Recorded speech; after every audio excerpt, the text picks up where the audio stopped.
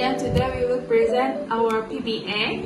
So, this PBA include topic 3 and 4. This is our topology, as you can see here. Okay, and then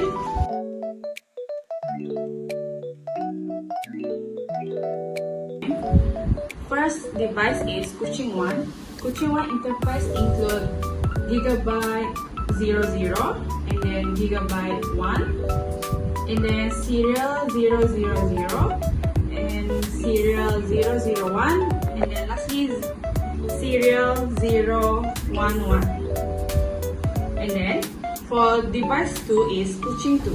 Kuching 2 include gigabyte 00 and gigabyte 01. And then for branch 1 SBW is serial 000 and gigabyte 00. For branch 2 MYY, serial 000 and gigabyte 00. First, we need to configure JTMK05 as the encrypt privilege access mode password. As you can see here, this is how we configure the password for JTMK05. Next, we need to configure PKF2025 as the console and telnet password. And then, as you can see, this is how we build the password. And then, we need to create an authorized access only MOTD banner. This is how we do the authorized access only MOTD banner. And lastly, we need to configure an active all interface with IPv4 information from addressing table.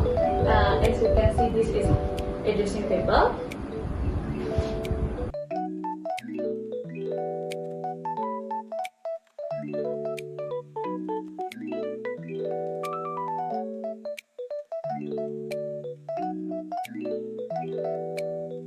For the part 2, HSRP configuration. On this part, we configure HSRP on two routers, Kuching 1 and Kuching 2. We need to ensure Kuching 1 is the primary active router and Kuching 2 is the backup standby router.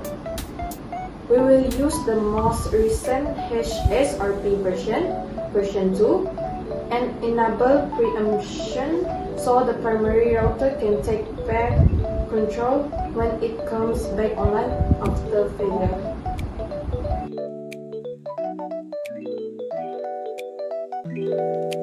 Part 3, we configure DHCP. So on the branch 1 and branch 2, we configure as DHCP server. We configure bot to exclude the first 50 address from the last. All other address should be available in the DHCP address pool. And then we create pool name SDW LAN, and we use this address. And then MYY LAN, we use this address. And then for the domain, we set to jtmk.org.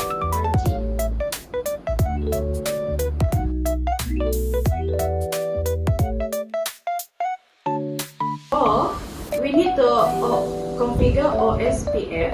Firstly, start the OSPF routing process on all router. We need to use process ID 25. And then for router ID, for Kuching 1 is 10.10.10.10.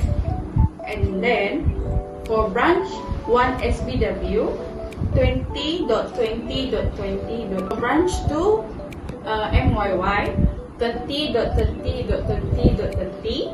And then for Kuching 2 40.40.40.40. We need to configure the routing process on Kuching 1 and Kuching 2 with the network statement and wildcard mask.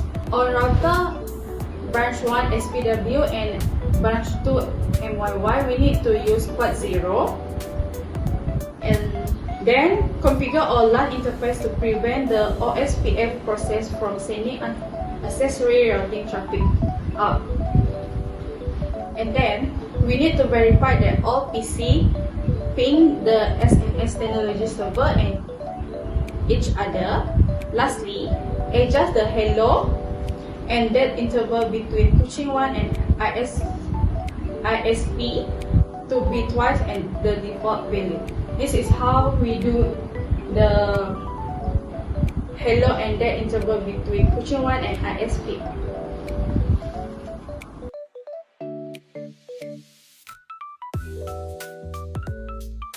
For part 5, we use static route configuration, and then we configure IPv4 static route. And then on the kuching 1, we configure a directly connected IPv4 static default route. The primary default route should be through router ISP1. And then on kuching 1, we configure directly also the backup route. We use floating static default. This default should be through router ISP2. And the AD is 10. And then we also configure OSPF to propagate the default route in OSPF routing updates.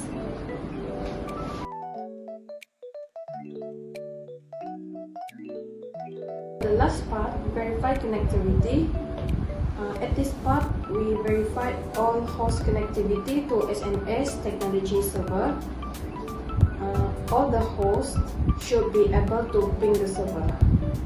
Then troubleshoot if necessary.